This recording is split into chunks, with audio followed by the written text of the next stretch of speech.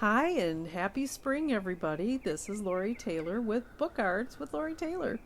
And today I am making a 3D pen art stencil. This morning I was frustrated because I was making a forest junk journal and I wanted a tree stencil in the worst way. I didn't want to wait for the delivery. I didn't want to try to order something expensive or try to hunt for it online. It's like, I'm a clever girl. I can make something I know. I forgot all about my 3D pen. So I have been inspired by Japanese art of old with those wonderful ink and watercolor paintings of waterfalls and rocks and mountains and pine trees. I just did a sketch on paper and then I took some vellum, which has a nice tooth to it, and put it over my blueprint drawing. And so I worked on the first one, and it was kind of thin, and I was really excited about it, and thought, well, I'm going to make another tree. The first one being delicate with all the detail with the rocks and all the pines. I thought, let's go simple and see how that's going to work. So I did the same thing and drew a pencil design.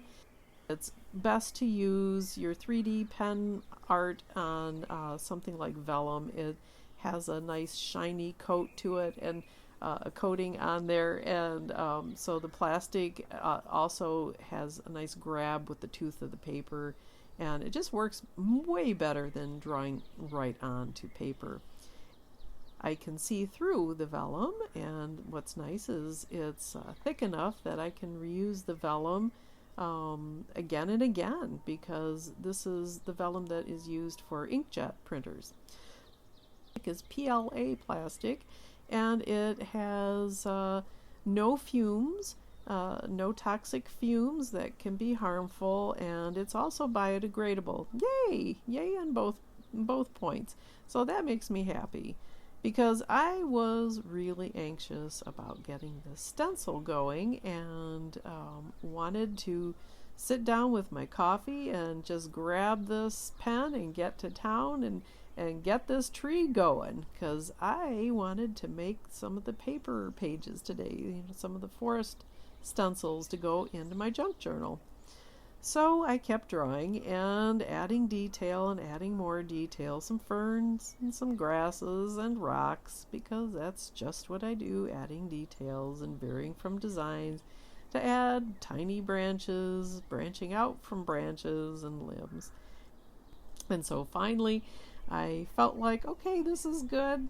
It's sturdy enough, made this one a little bit thicker line so it can withstand printing and not be so delicate. And the nice thing about the 3D pen is, indeed, it cools off just within a matter of seconds, really, and you're able to peel it off like a little Band-Aid, and it's ready to go. And I thought, even if it doesn't work as a stencil, this would be kind of cool to put on a junk journal as a decoration on the cover, or even somewhere inside.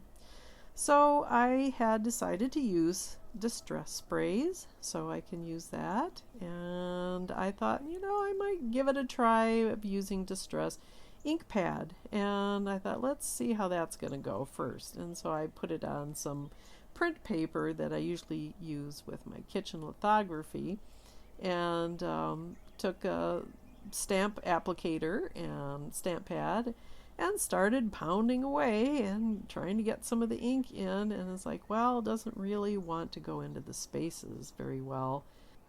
So I kept working at it. It's like, okay, what's going on with the ink? It's just not working like I thought it would. Stencil. So I thought, let's move to the sprays, and grabbed a couple colors, sprayed on some orange, and then grabbed a brown, and it gave it a coppery look to it, and then some green to top that off. And then my final color was a little bit of purple, because we all know that trees aren't just brown, they're gray and purple and green with lichens. And I lay some newsprint down and rub that nice and get a nice good print with it, rubbing it evenly. And newsprint is very thirsty, not like the print paper that I usually use for the lithography. And as I peel it back, you can see that, wow, it did make a nice print on there. And underneath, there's my tree. So I get 2 prints for the price of 1. And that was, I would have to say, a very successful experiment with my 3D pen.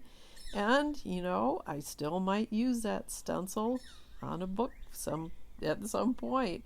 And so I would have to say that that little experiment turned out pretty well. And it just gives me another use for my 3D pen, and they are fun to use if you don't have one. You know, they are very affordable. Look into getting one. It adds another drawing tool to your toolbox. Like, we all need more tools, don't we? And I would have to say that, yep, this was a successful morning in experimenting. It's one of those things that you just know in your mind it's got to work out. And you try, and there it is. It was really fun. And I hope you enjoyed watching this, and I thank you for watching the video, and I hope you get outside and get wild and get creative and bring nature inside your junk journals. Bye-bye.